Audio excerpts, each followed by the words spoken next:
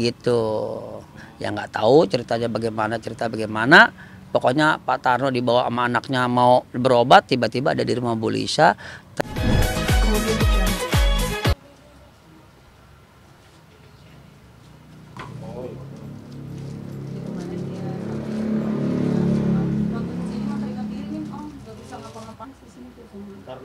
Karena dia malamnya kesini nggak boleh, dia berantem katanya tangannya si papanya tuh dipegang sama si Deki, pukul ya Allah. mukanya sendiri, jadi mukanya sendiri kena pukul papanya, mungkin dia berdarah, udah gitu, dia katanya nggak boleh bisa, nggak boleh suruh buat sendiri, dia kan nangis mulu, ayo gitu, katanya nanti diancam lagi sama dia lebih bahaya lagi kan dia tuh kita cuma di rumah kalau malam.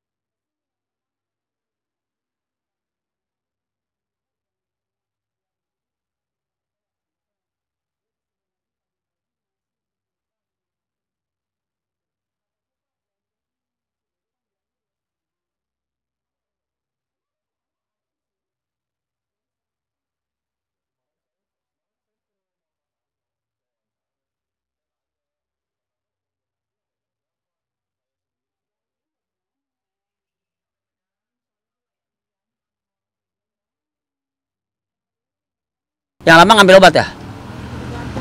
Yang kebagian mungkin kita dapat nomor yang muda gitu. Oh ya udah. Ya Bang Slamet. Ya. Selamat, ini kan kita dapat info nih bahwa katanya anak-anaknya Pak Tarno yaitu Isah dan Halimah melayangkan somasi ke Bang Slamet dan ke Mbak Dewi. Gimana tanggapannya Bang? Kalau untuk somasi itu waktu itu juga kan dia berbicara sama pengacaranya tuh, yang Pak Kapten ya kalau nggak salah ya. Saya mau disomasi terkait dengan bapaknya, dikatakan dia berjualan seolah-olah saya ini manfaatin bapaknya. Padahal waktu itu si Isah, Rima serta keluarga membawa Pak Tarno mau diobatin. Nggak tahu entah kemana, entah ke Malaysia, entah ke Brunei apa kemana. Tiba-tiba ada di rumah Ibu Lisa. Jam 4 pagi saya diteleponnya sama Pak Tarno melalui nomor HP-nya Ibu Lisa. Ibu Lisa yang mencet, yang angkat, katanya Pak Tarno kan nggak bisa nelpon, nggak bisa mencet telepon. Ya orang ada istrinya, dia tahu nomor saya semua, diteleponlah saya jam 4 subuh. Ingin berdagang. Saya bilang lah, Pak Tarno bukannya lagi mau diobatin sama anak Pak Tarno. Mau dibawa kemana itu saya bilang gitu kan. Kok ada di rumah Bu Lisa? Nah akhirnya udah jemput mat siang antar jualannya. Akhirnya saya dari rumah jam 4 sampai sini setengah 5 ya kan, ambil mobil dulu langsung jemput Pak Tarno ke sini. Jam 5 nih nyampe.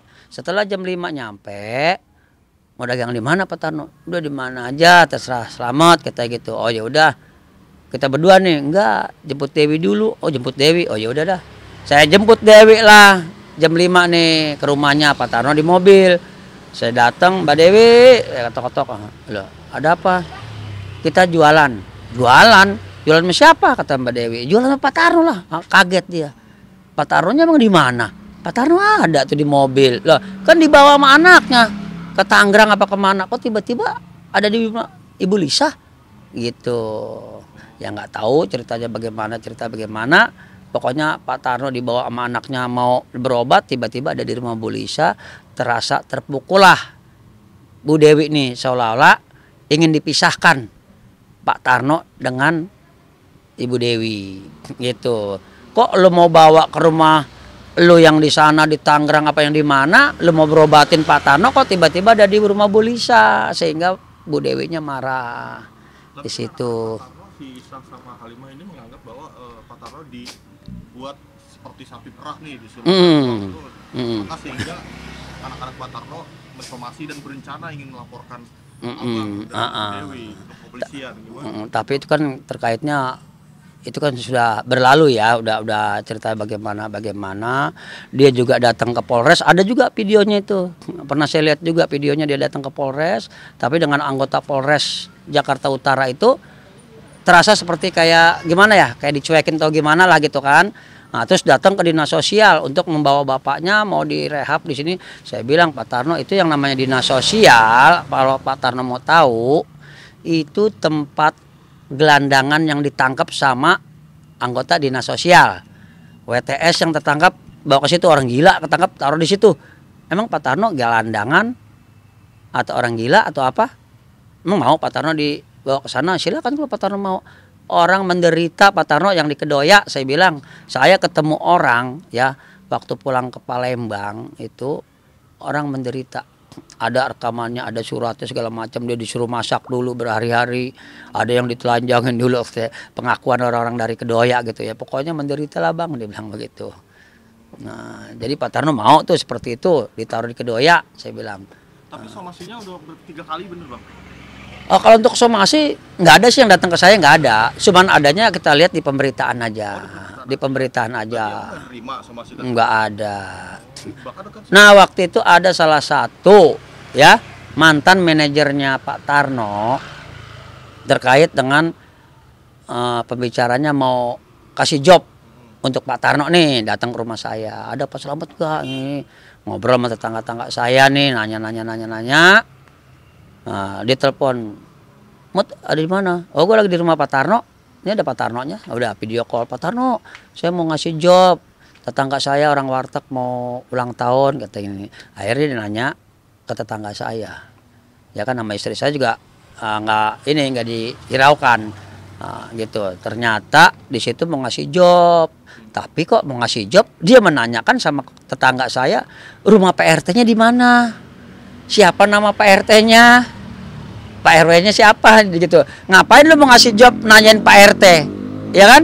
Lu mau ngasih job, lu udah ditelepon, tapi ternyata saya kembali saya tanyain sama tetangga. Wah, rese ribet lah katanya gitu kan. Masa dia nanya-nanyain rumah Pak RT, berarti mungkin ini atas suruhan sana untuk menanyakan rumah Pak RT biar somasi, surat somasi datang, bukan terkait dengan job yang dia berikan gitu loh. Tapi nggak ada datang surat somasi, nggak ada. Seandainya nih, jika tadi kan kita wawancara juga dengan anak-anak Pak Tarno, dia rencana mau laporin Abang dan Mbak Dewi ke Polda. Gitu. Kalau memang itu terjadi, mungkin Abang sama Mbak Dewi siap nggak Bang? Iya, kalau memang dia mau melaporkan terkait dengan apa ya kita silahkan aja. Siap lah, itu kan bukan kemauan saya membawa Pak Tarno berjualan. Memang kemauan Pak Tarno, dan saksinya pun istrinya ini Bu Lisa menelpon saya pada saat waktu Pak Tarno dibawa mau diberobatin kemana atau kemana gitu sama pengacaranya, kok tiba-tiba ada di rumah Bu Lisa, malamnya nginep dan paginya telepon. Ah, Bu Lisanya ada, dia telepon saya, ini ada Bu Lisa langsung, silahkan ditanyakan.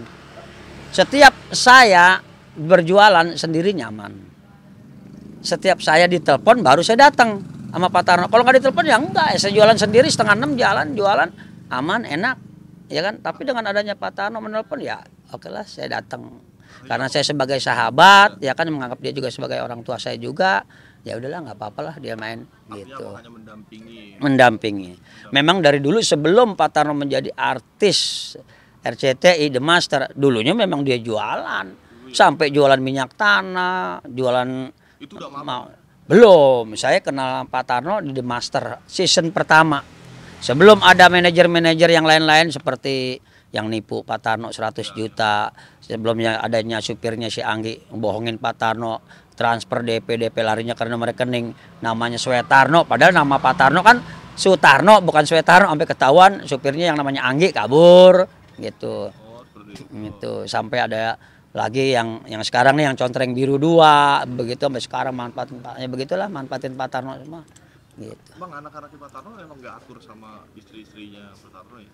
Kalau masalah nggak akur ya memang gimana ya, itu watak dari mereka semua sih ya. Kadang-kadang siapa yang mau ngasih ya mungkin dibayain, kalau merasa dia pelit nih begini gitu manfaatin bapak gua doang nih ya udah. Nah, tapi bukan kata Gori, dari Mas Nanang orangnya baik, sama Ibu Lisa baik ya.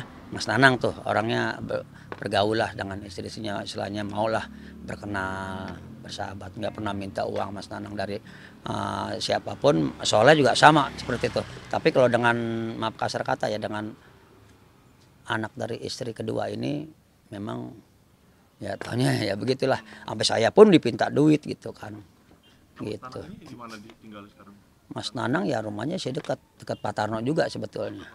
Dekat daerah Pak Tarno situ. Bisa kita ketemu, Bang. Ya kalau masalah ketemu coba aja ngomong sama Wahadi dah ya. Ya karena kita juga nggak bisa iniin sih Mas Nanang langsung. Thank you, Bang. Saya kerja di mana-mana kita nggak tahu Ya, ya. dia jaga kantin di Polsek Kelapa Gading.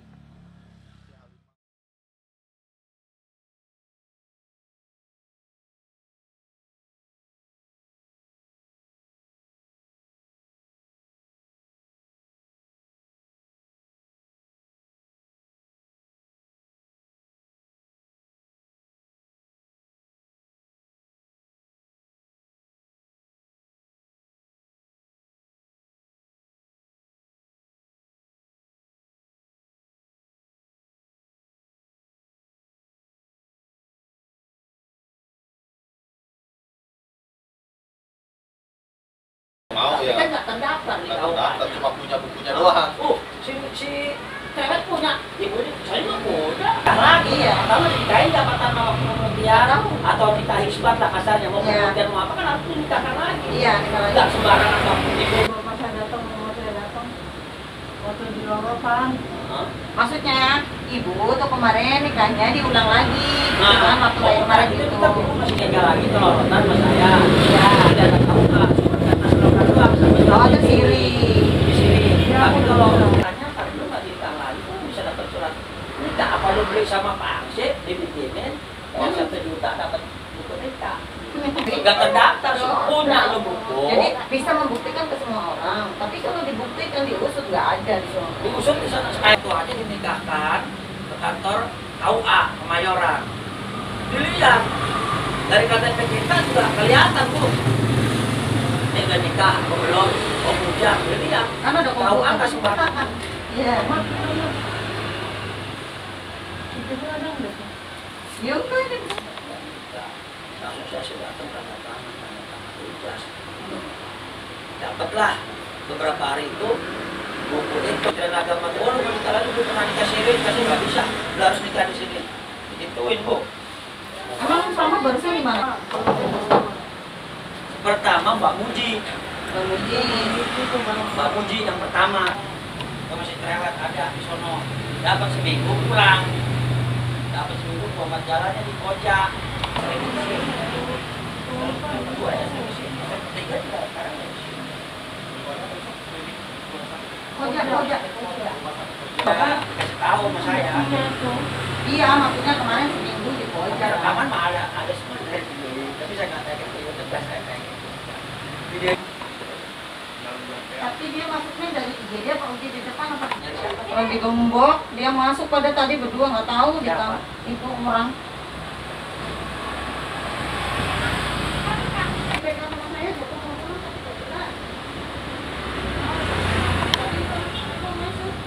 Bu, ini tongkat dulu.